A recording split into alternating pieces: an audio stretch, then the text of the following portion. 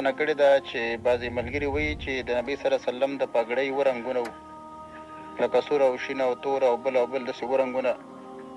دا خبره څنګه ده؟ جواب دا دی چې نبي صلی الله علیه وسلم عام طور توره پګړۍ وهلې ده. کله کله تې سپینه هم ثابته ده او د سپین لباس فضایل یې بیان کړي دي چې تاسو د اغوندئ او مړو ته په دې کې کپنونه هم ورکوئ. نو په لحاظه دغه دوه پګړۍ ثابتې دي چې توره ده او سپینه، خو توره تې ډېره ثابته ده، سپینه لږه. د هغه نه غیر نورې شنې پګړۍ یا نور قسمه دا تې ثابتې نه دي.